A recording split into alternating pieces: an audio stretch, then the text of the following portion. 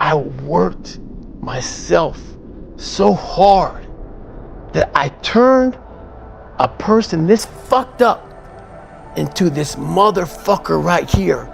Not off of reading a fucking book off a theorist, off of going to work on myself and saying, I don't know how to do this, but I know that to get over there to that fucking side, I gotta grind myself into a fucking fine powder.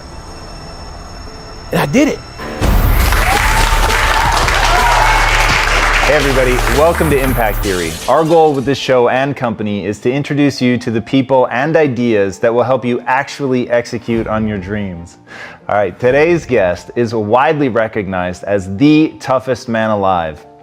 The only member of the U.S. Armed Forces to complete SEAL training, the U.S. Army Ranger School, where he graduated as enlisted honor man, and the Air Force Tactical Air Controller training. He entered Bud's Hell Week 3 times in 1 year, completing it twice despite a seriously damaged knee, multiple stress fractures, and a hernia.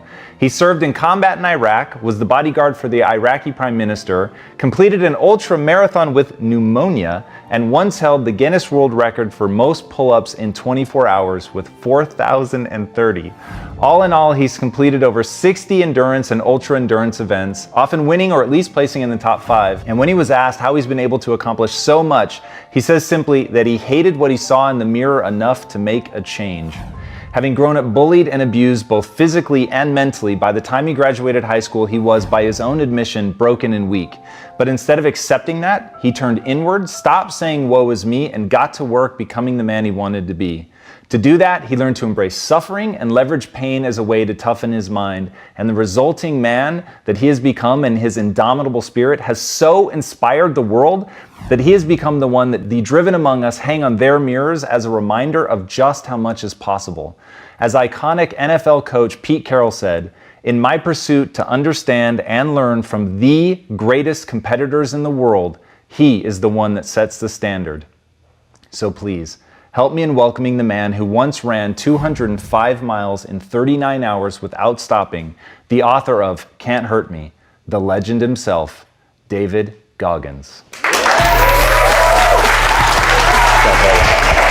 Welcome back, man. Thank you. So I am beyond excited to be doing the second go around with you. The first one for me was utterly transformational. Just researching you and the way that your mind works. As evidenced by the shirt that I'm wearing, I really am that guy that put your picture up, and it became this reminder of what we can all do if we're willing to push past that pain and all of that. Right. But speaking of pain, I want to know, why is the book called Can't Hurt Me? There's some inside fuck yous to people in there, but it's an overall message to people that we're all, a lot of us are going through a hard time in life. Some people have been bullied. Some people are just stressed out. Some people are insecure. Some people are fat and overweight. And the world puts a lot of this shit in your mind. It's not just you. Yeah, you help it. And my whole thing is about, I had to develop a mindset that was indestructible. I had to armor plate my mind. And it's about what you're saying to yourself, but it also comes with work. So whenever I was getting beat down, physically, mentally, spiritually, whatever I was going through, just saying, I would put, you can't hurt me. Can't hurt me just became a message, I would say to myself. And that's just kind of where it comes from.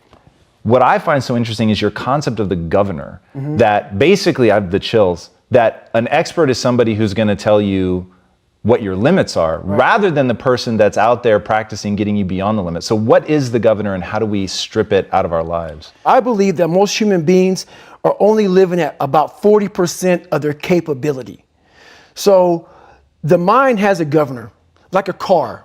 If you're driving a car and the car has a governor on it, the car may say 130 miles an hour, but the governor's set for 91.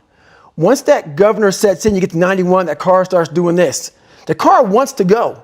The car wants to go, but that fucking factory said, we're not going past 91.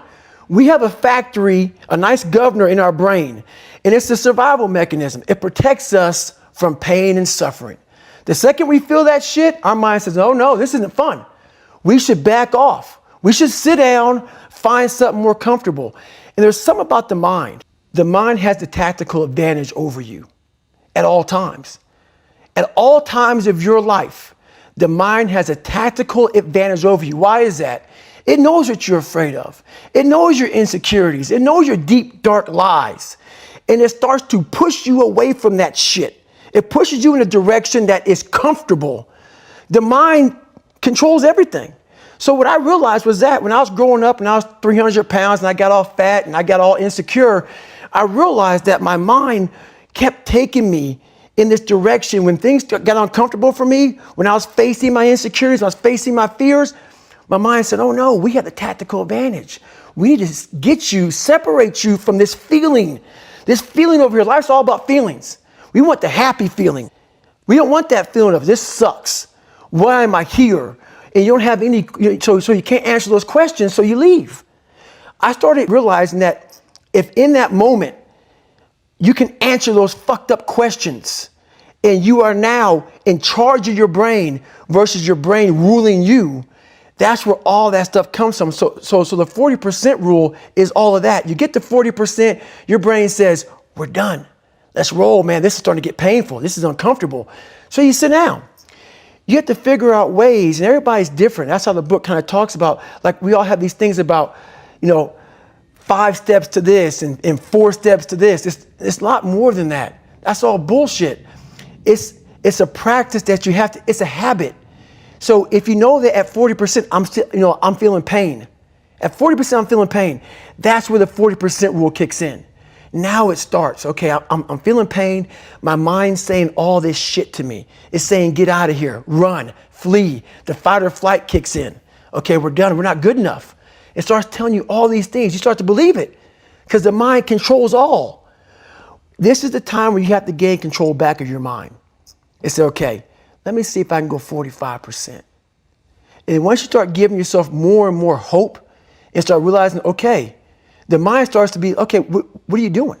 We're supposed to be going right and you're going left. You start then controlling your mind. Start finding more in yourself. And then it goes from 40% to a lot further than that. But that's the start of it though. Get to the spot where your mind is saying stop. Wherever that is, you gotta get there first. And then that's when that shit starts to work for you. You gotta control yourself in that moment. Dude, we're gonna try to thread a really powerful needle right now. So your response to all of that has been so incredible. So, all right, mind has a governor. It starts to kick in when you hit pain. You're looking for areas of comfort. Most people then live their entire lives there. They never try to get out of it. But you had such a fascinating response. You said 2 things which I think need to be explored. One is that you created this alter ego, Goggins, which I think is insanely powerful, and it reminds me of Eminem talked about the same thing with creating Slim Shady. It was the way once he had the persona, he could face his fears and he could get up. And then the other thing was you said you need to shut the fuck up and listen. But talking about just to yourself, like not to try to get a distraction, not social media, not TV, nothing. Like go in a room by yourself and really listen. How do those 2 things, the creation of the alter ego and that listening to the sort of dark, hateful things that you're probably saying to yourself, how do those work together? So a lot of people can live with themselves. That's the first thing. A lot of people can live with themselves, look in the mirror and say, I'm okay with being afraid. I'm okay with going on this easy highway over here. The easy highway has all these fucking signs and shit, directions, how to get somewhere. And you have to first be uncomfortable with how you feel about yourself. With that voice that a lot of us like to run away from, we all have it. We all have that voice that say, hey man, you're kind of wimping out right now. You're kind of being a little punk right now. But a lot of us say, okay, that's okay. It's okay to tell these little white lies to ourselves. So we first have to face the real you. The real me is David Goggins. The real me is a guy looking at you right now saying, I don't want to fucking be on this show right now because I used to stutter as a kid. And I'm afraid of that. I'm afraid that here in a second, I'm going to start fucking stammering and stuttering and the whole world is going to know that I have all these issues. But that's when I see right now, okay, Goggins, you got to go on this fucking show. That's Goggins. Goggins is saying, okay, David Goggins, you're a punk. Life made you this way. We can't live like this. We can't live in fear. We can't live in judgment. We can't be afraid of what the fuck people right now are looking at me saying about me. We cannot be afraid of that. That's Goggins. Goggins saying, fuck all of you who don't like me, who don't want to, and that person then comes in. But you have to be David Goggins and say, man, I'm afraid of this. I'm fucked up here. Life made me this way here. I stutter. I have these issues with reading and writing, and I'm fat and I'm insecure.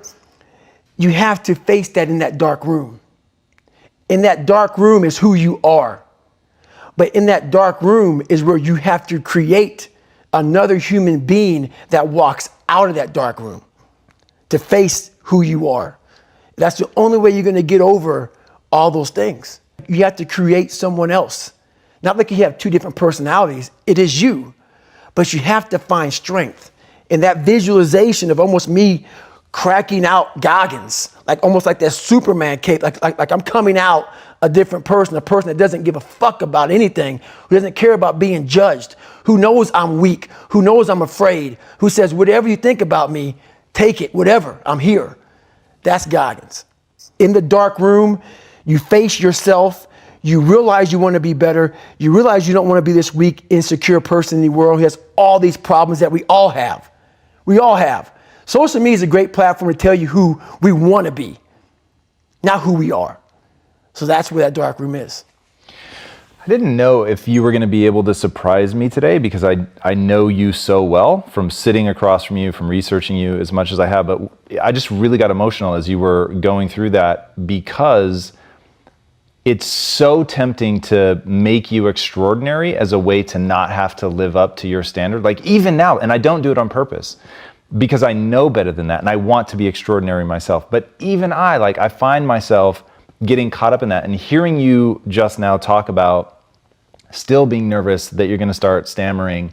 Like if people really hear that you're the way that you are now, not because you pretend like you don't have those things, but because you face them so fully and that you're able to like look at that, be accountable and talk so raw to yourself, like, dude, that's when like, again, I have the fucking chills because when you think about what any of us are going to be able to achieve in our lives, it's because we finally get willing to look in the mirror and say, you're dumb, you're fat.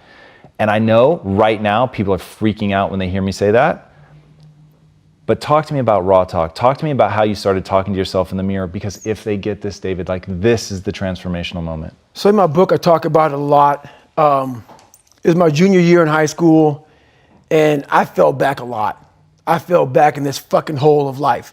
The second you think that you've overcome it and you climbed Everest, you're on that last hold, and life will say, not today, motherfucker. And it'll push you down. And my junior year in high school, I missed a whole bunch of school, was lying to my mom, had like a 1 point something GPA. I was just jacked up. I mean, I was in one of the worst spots in my life. And my mom was going through a lot of shit too. And she didn't have time to sit back and baby me. And it was me against me. And my pants were down to my knees. I was not, whatever was going on, I was in a bad shape. So I went to the bathroom and I had this weird haircut because I wanted attention. I was an attention getter. I went to an all-white school pretty much. Some of the kids liked me, a lot of them didn't like me, whatever. Didn't fucking matter. I was looking for something. So I would dress differently, crazy haircuts, and I went to the mirror and the reflection in it revealed a lot of bad things. A lot of things that I was hiding behind the saggy pants. And I'm looking at myself in the mirror going like, God, dog, dude, you are something else, man. Like you have created a character. I want to be at the cool guy table, and whatever I could do to get attention, I did. And it wasn't me. It wasn't who I was inside, but I was scared for anybody to know who I was inside. So in that accountability mirror, I call it, I got real with myself. And I said, you have a third grade reading level, which is hard to admit when you're a junior in high school that you copied on every single thing you did because of fear they're going to put me in a special school. We all know what special means. I'm going to have a title on myself the rest of my life. And being cool, you don't have a title on yourself. So I started cheating. I was dumb. And people say, oh, you know, you had a learning disability. I had a learning disability, but I realized I was lazy. So I called myself out there. I called myself out every which way possible. I didn't call myself out. I was just honest. I was honest. Look at yourself, man. Look at yourself. And it was that day, and a couple of days after that, I just got real with myself. And every day I came home, I called the accountability mirror. What am I going to do today to change what I see in this mirror? What am I going to do today? And a lot of it was I stopped sitting with the cool guys. I actually tucked my shirt in and went to school looking like, hey, man, this is how I'm going to look. If you don't like it, so be it. I had to really wear this layer of skin. I had to develop a really callous skin on me to take whatever you're going to call me, you're going to call me. Whatever I'm going to be, I wasn't a geek, but whoever I am, you're going to see me. You're going to see me for who I am because I need to change who I'm not. And that accountability mirror just became raw. And when I became fat over the years, because I fell back in the hole, I called myself fat because I was fat. And people don't want to do that. They want to say, oh, don't call yourself fat. Don't call yourself dumb. If you're not real and raw with who the fuck you are, nothing's going to change. And in this nice new world that we live in, we want to hear, you're just a little big. No, man, you might be fat. And it's okay to hear that from yourself and from everybody else. So that's where it started at. And it's raw. It gets ugly sometimes with me in that mirror. But I'm also proud of myself to be able to tell myself that and then fix what's in that mirror. That's what hits me. And that's what I really want people to hear is that you can say those things, A, because they're true, and B, because you can fix them. Right. And your whole life has been about addressing those things. Mm-hmm. So walk us through how in the book do you help people start addressing it? Because that's what I think is so powerful about your book. So the first thing about it is once you realize it, and you have to realize it, you got to call yourself out. Addressing it is very small. It doesn't go from like one morning I'm this way, next morning I wake up and presto, 5 steps to greatness. No, it ain't that, brother. You read my book, this is hard work. It's every day, like right now. I had to be honest with you, man. I'm even shaking right now being on this show. I'm a big time introvert. How you address it is you face it. You face it every day. You face it every single day of your life where you say, okay, like if you're fat, you need to lose weight. It's patience. It's patience in this fact of accepting who you are right now. I'm fat. I don't like myself. Accepting the fact that if you lose 3 or 4 pounds, that's a huge accomplishment. You have to live in your own fucking world. You cannot judge yourself. That's why social media and all these things are horrible. You can't judge yourself off of the so-called competition that we have made up in our mind. The things that, how people look, how people act, how smart someone is. This is a race that you run completely alone. And you're all by yourself. I had tons of sticky notes all over my mirror. It wasn't like be better than John or be as fast as whoever. Okay, David, yesterday you did this. Today, our next goal for the week is this. So I had a year goal, weekly goals, daily goals, hourly goals, and the big goal was I lied a lot growing up. I wanted to be accepted. One goal was, let's go one day without lying. Let's go one day. And then when I would lie to somebody, I would say, hey, man, I had to go back now and apologize. Say, hey, man, I lied to you. You know how hard it is to go back to somebody and say, I lied to you? Hey, man, you know what? Back there, I lied to you, dude. I was really jacked up. So I figured out these ways of total accountability. Like right now, I had to run this morning before I talked to you. Because why?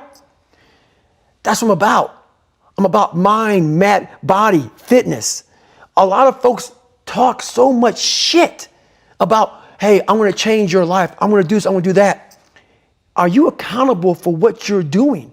Are you accountable? And I mean to the T for what you're saying. I am. And that's where it started. It started with that total accountability of let's not lie today. Let's tell people the truth about who you are. And when you can get on and tell someone, like I'm doing right now, exactly how fucked up you are, that's the goal in life. To put your life on a billboard, on the busiest road, in the busiest highway in the world and say, this is how fucked up I used to be. Take it or leave it. The first time we talked, I didn't really understand why the being called a Niger on your book, and you said that was one of the best things that ever happened to me because the principal told me, oh, they're just ignorant. And you said that in that moment, I realized nobody was coming to save me. And it hit me, Right. but I didn't really understand it till I read the book. And in reading the book, really understanding how one thing after another, from the abuse from your father to fleeing that to your mom being MIA and then thinking she's finally found love, and then the fucking guy gets murdered the day after Christmas. I was like, really, no one came to save you. No. And seeing that now and hearing you tell these stories, I realized like that's the crux of the power. But how did you stop feeling sorry for yourself? When you really sit back at your life and you are in that dark room and you're looking at where you started from and you tell yourself, God, dog, man, my mom is this way. My soon-to-be stepdad got murdered. My dad beat the shit out of me. I can't read and write to save my fucking soul. I've lied about it to everybody. I've cheated on all these tests. My God, man. And then you put a goal in your mind. How are you going to feel, man, when you accomplish this goal coming from that shit? Coming from the fucking hell you came from. A lot of people start from a good starting point. They have a good foundation. What if you can surpass all of these motherfuckers? What if everybody who was fucking way up here started up here, and you started with no legs. You had to grow fucking legs to even start walking, and then crawling, and then running. And then you start passing people with all this given to them. I had to use all this negative shit that was making me weak and horrible as a person. I had to use this as the power that now fueled me. I had to flip it on its head and say, hold up. This might be exactly what I need. The darkness is exactly what I need. It's how you look at your situation. And I was looking at it all fucked up. In the book, you tell people to make a list of everything working against them, every real, valid excuse. Right. Why do you have them do that? There's a lot of power in that list.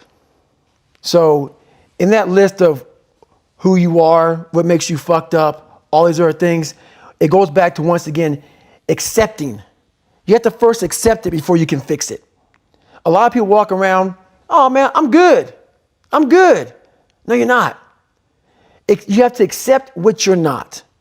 You have to, and people don't want to do that. That's the only way you can fix it. You have to accept it first before you can go on the journey. A lot of folks never even start the journey, man. They never start the journey because they live in this fake life that who they want to be, they act like they are, but they're not because they haven't fixed all this stuff yet. You got to fix this first before we can start our journey in life. So that's why I have them make this list. You fix these problems, now your journey can begin because you no longer care about how people are judging you. When you care more about how someone's judging you, you're going to stay right there. There's no forward momentum. So that's the whole thing about that list. All right, speaking of making that list, accepting where you're at so that you can address it. In the book, you talk about like what the things are that you're going to be doing. You're going to be putting the list together. How do people go about using, I don't know if it's the accountability mirror, how do they go about addressing each of those issues? Okay, so let's say the first one is, you're not the smartest person in school. I had that issue. So my big thing was how I addressed that problem was I had to sit down. Each thing that is wrong with you has to be a focal point. You can't look at this gigantic list and say, I got to change all this shit. My God, this is crazy. No. You take off the first one. I want to be smarter. For me, that was my thing. I have to become more intelligent. I have such a severe learning disability, man. I can't retain shit. I had to now get that one thing and then strategize in that one problem. How can I do this? I'm not going to learn like you. I'm not going to learn like anybody else. How am I going to figure this out? So I then figured out, okay, where are my strengths here? Where are my weaknesses in learning? All right, man, how am I going to do this? And I figured out a way to do it by just strategizing. So how I learn to this day, if I have a big manual to study, I will have to get a bunch of spiral notebooks from the daggone store. And each page, I have to write each page out, maybe 10 times. So there was a 1,000-page dive manual that I got 18 months before I went to dive school. Most people, I'm not smart, I'm gonna go see if I can pass this test. I realized, hang on a second, I'm not smart. How can I get past this? How can I get through this obstacle? I need to acquire this book 18 months in advance because it could take me 18 months to write down each page over and over again to then put it to memory. So when the question came up, I had written that question so many times down on paper that I can recall, okay, page 71 was where I remember seeing this, and I can recall it that way. And that's how I did it. So you got to strategize on each problem you have in life. Slowly break down that problem. Don't think about all the problems you have, just one at a time. And before you know it, you fix all these problems, but you cannot focus on all of them, just on the one thing at a time. There's a concept in your book that it permeates the whole book, and I think really is one of the most important things for people to understand in their own life, certainly to understand you, and it's the notion of detesting mediocrity. Mm-hmm. Talk to me about that. How did you instill it in your life? How can other people instill it in theirs? It's one of the biggest things in the world. A lot of us, mediocrity is everywhere right now. And we're always trying to find an easy way out. And we're judging ourselves. Let's say there's 10 people in this room and we're all mediocre. But I'm the best of the mediocre people. I now think I'm great. I'm great. We surround ourselves around people that make us feel great. They tell us what we want to hear. The second we put ourselves amongst the uncommon people, we don't like that feeling. That challenging feeling of that person who's waking up at 3:30 in the morning and say, hey, put your shit on, we're going for a run. We don't like that challenge. We like that person who says, hey, you know what, man, I don't feel good today, man. And they say, oh, it's okay, brother. We'll take a day off, man. We'll get a pizza and shit, watch the game. We like that. We love that feeling. Why? Because you understand, man, we're good, bro. We don't want that motherfuckers like this. Hey, man, no, bro. Get your fucking shit on, man. Stop being a punk. We don't want that in our lives. We don't want that person who's constantly challenging our weaknesses. We want that person who's constantly, making us feel nice and good and secure in us. That's the mediocrity of life. We want to be the best amongst the average people. People wonder, how do you stay hungry all the time? Because after I accomplish something, I don't sit back like a lot of guys who graduate buds, graduate this, graduate that. They get comfortable. They wonder why I'm getting weak, man. I don't know, I lost my edge. What's going on? Because once you hit the top of the fucking mountain, guess what happened? I'm good. I'm good. So you wonder why you're falling down now. Because once you reach the top of the mountain, you got to build a fucking another one. That's mediocrity. There's a lot of people in mediocrity who have a nice resume, but they're one-timers, man.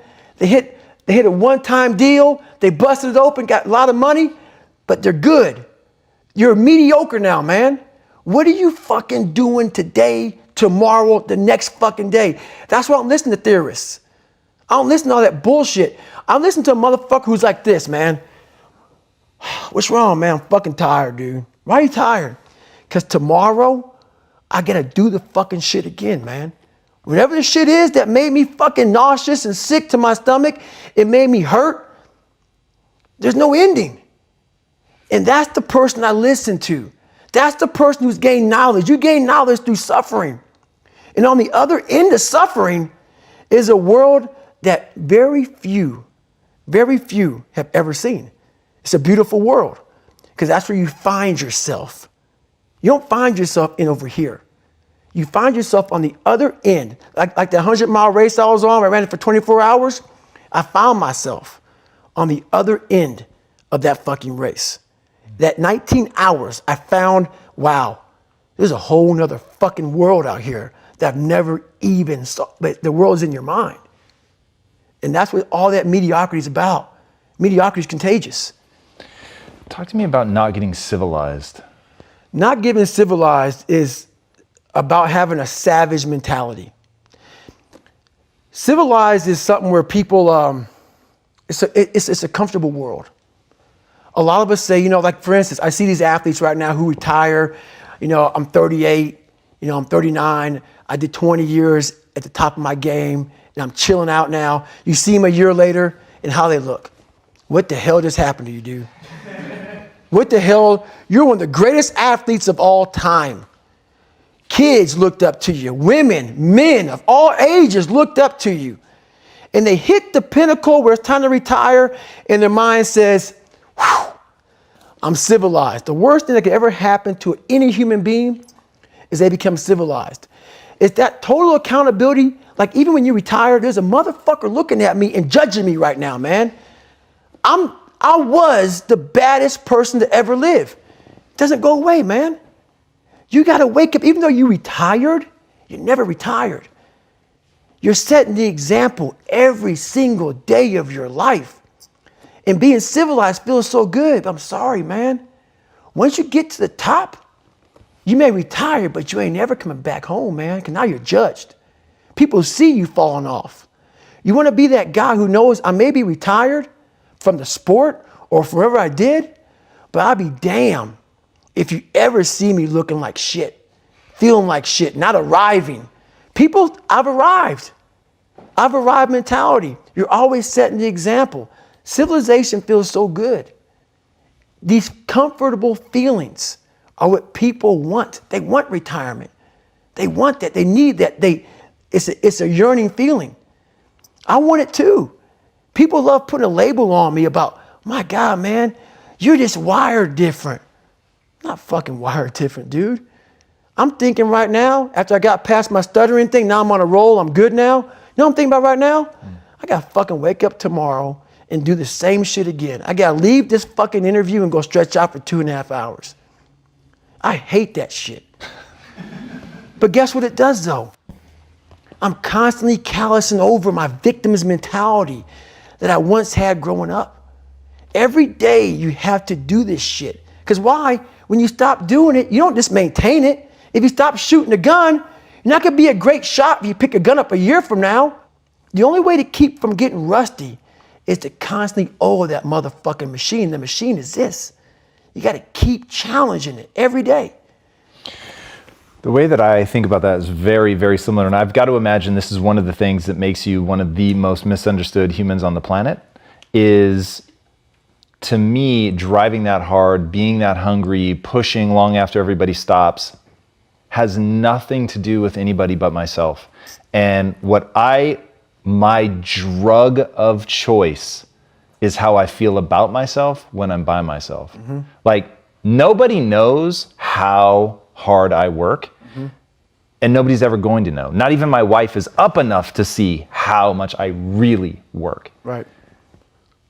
But it doesn't matter, because the way that it makes me feel, like in this moment right now, where I get to say, the world doesn't know, I could be lying, but I would know. And the way that I feel right now, because I know how true it is, that nobody's outworking me. Mm-hmm. That to me is the juice. And when people understand that what you're fighting to build, the reason that I'm wearing a shirt that says, what would Goggins do? The reason that I chant Goggins, like the crowd before we started rolling the camera was chanting Goggins.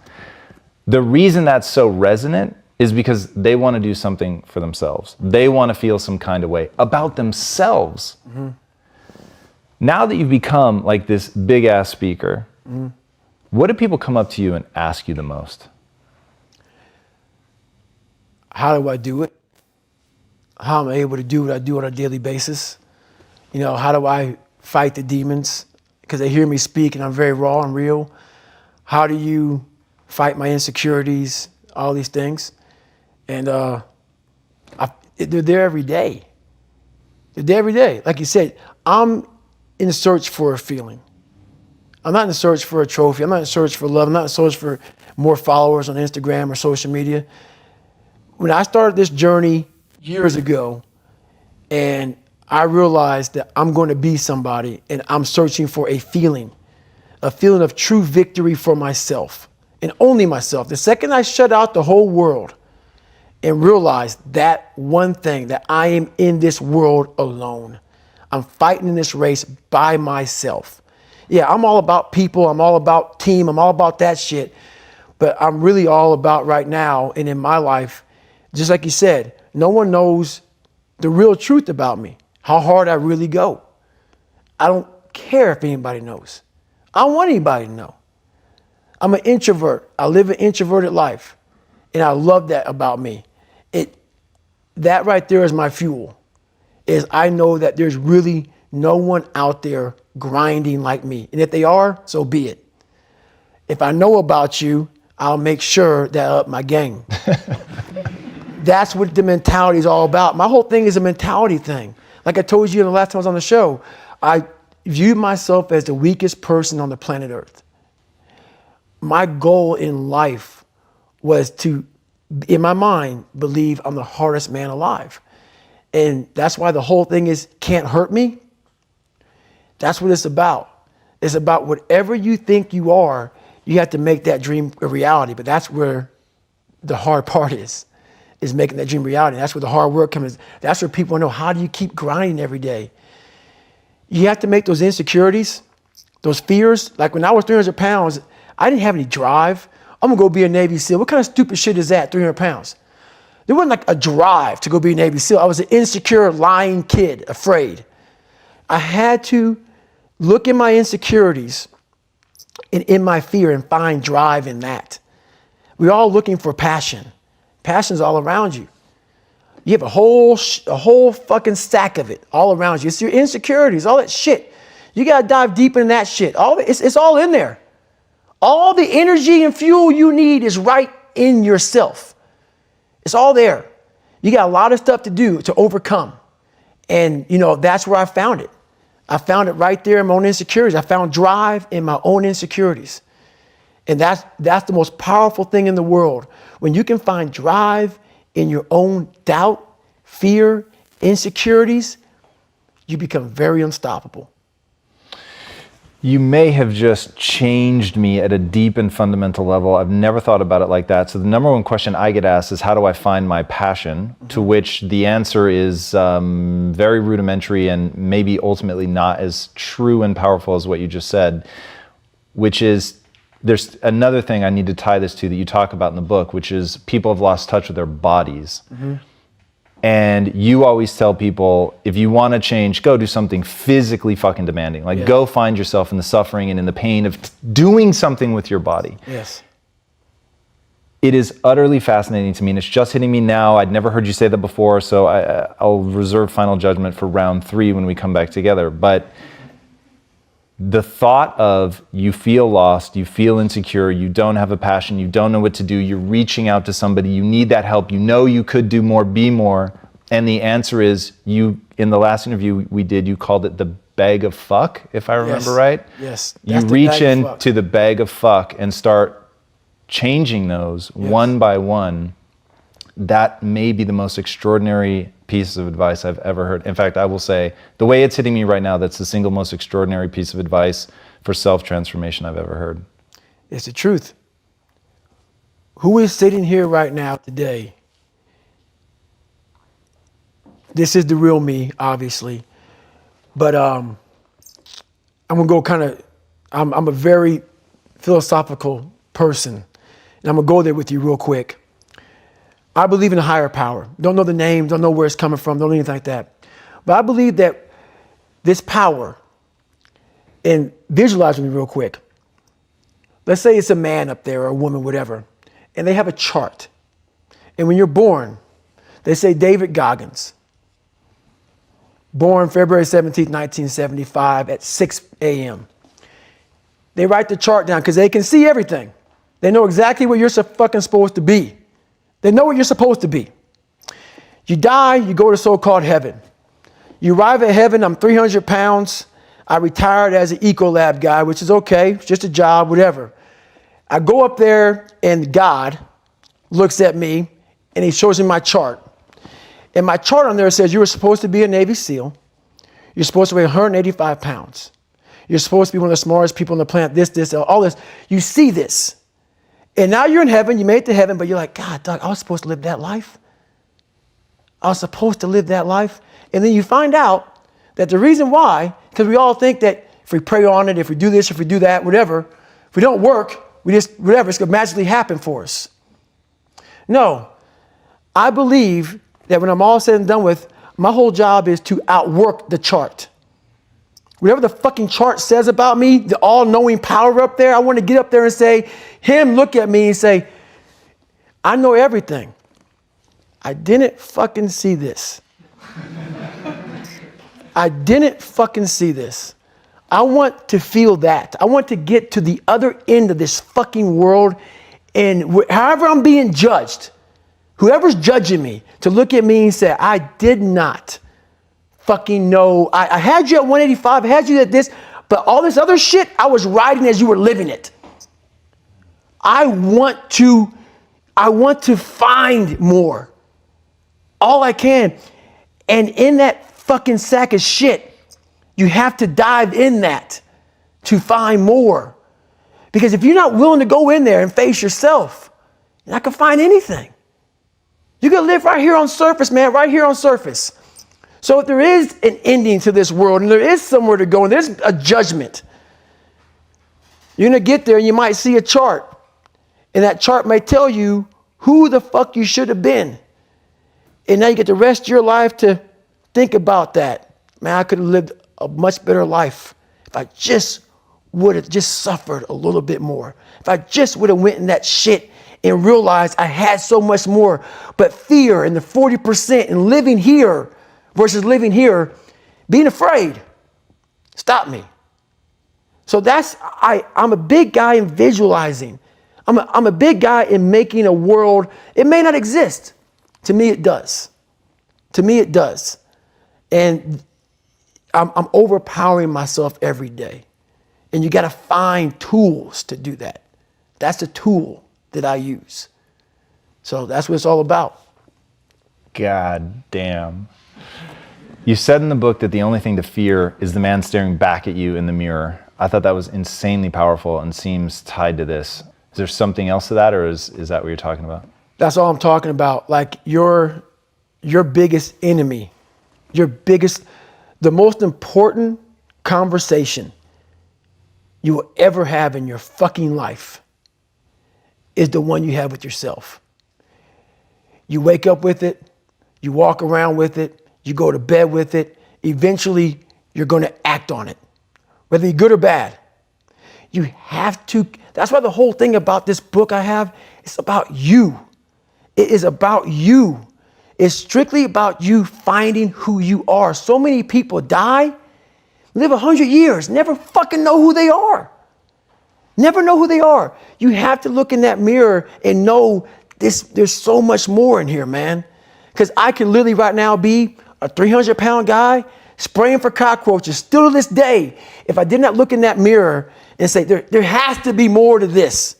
This can't be it. And then willing to go into it, dive deep into it, and give all I have to find it. So that's what all that's about. In all that you've done and all that you've been through, help me understand, when you were given you did not have a happy childhood, I think that would be very fair to say. When you were given the VFW award recently, and you were listening to people that had impacted you, and you got to your mom, you couldn't even speak. Yeah, it almost chokes me up now.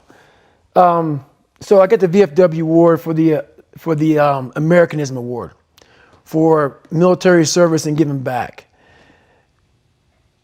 I'm as human can be. That's why what you see is what you get. At that moment when I was giving my speech, and I thanked my uncle for being there, and I got to my mom, it wasn't just about her. It was, I know what she went through. I know what I went through, and we got knocked down so much. I had a moment in front of all these great American heroes where I had a chance. It was like so fast. It went through me like lightning of, I can't believe I'm here. I can't believe I'm getting an award like this. That kid who was in the fetal position the majority of his life.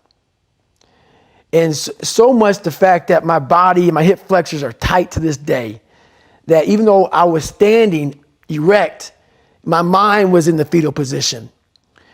And when I looked out amongst all those people, it was a sense of pride that I can't even explain.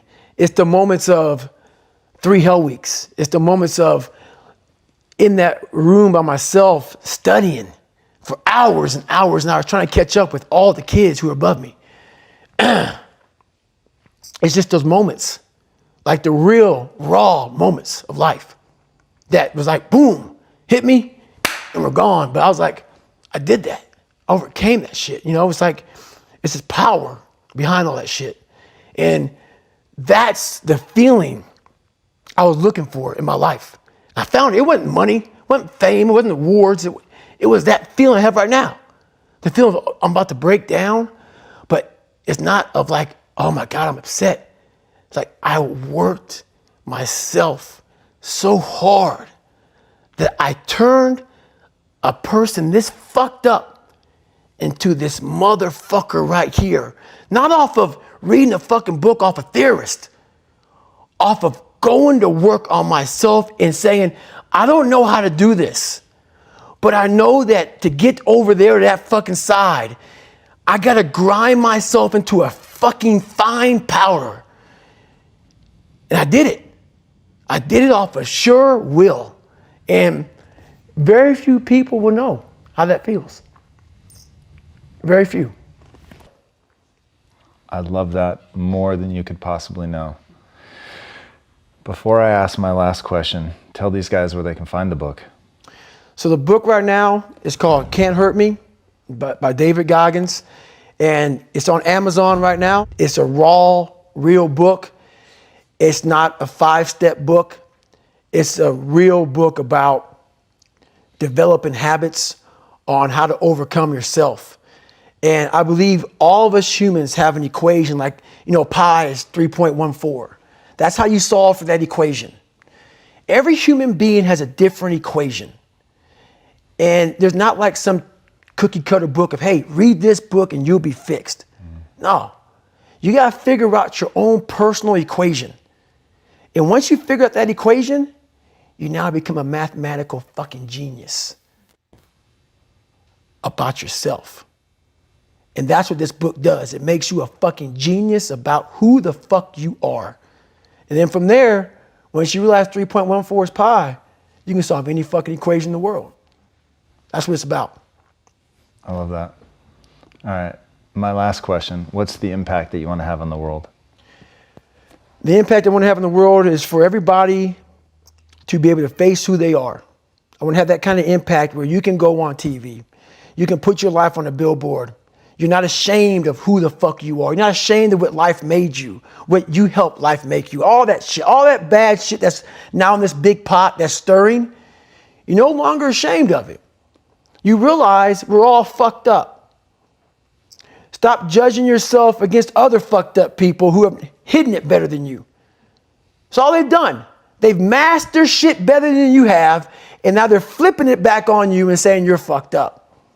I want you to realize that this world, life, is one big head game. And once you learn to play the motherfucking head game, it's no longer a game anymore at all. You can start living your life. I love that. David, thank you so much for coming on. My man.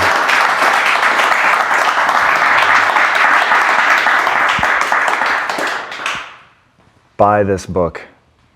I read it. It is extraordinary. It is one of the most amazing manuals for how to change your life ever. And just this interview, I think, could be transformative for some people. And the book goes into so much more detail and really reaches into you and shows you how to do it in your own life. He helps you find that 3.14 for you so that you can go out and do the things that you need to do. But the things that I hope that you take away from him, be honest with yourself, be raw, but understand that you can fix it. Stop tolerating mediocrity. You have to detest mediocrity in your life, and you have to understand the only way you're going to meet yourself is through pain and suffering. And if you can become a master of suffering, the things that you can do with your life are truly unlimited. You can truly break free of all of the limiting beliefs that you've put on yourself, your circumstances put on you, your family has put on you, experts have put on you, whoever it is. You can get rid of all of that and completely blow your own mind with what you're capable of. And one day, you will have a shirt that instead of saying, "What would Goggins do?" you'll be asking, what would I do? Because you're the right person to ask.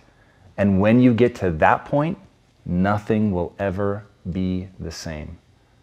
Get the book. All right, guys, if you haven't already, be sure to subscribe. And until next time, my friends, be legendary. Take care. David, you motherfucker. That was so fucking good. Hey,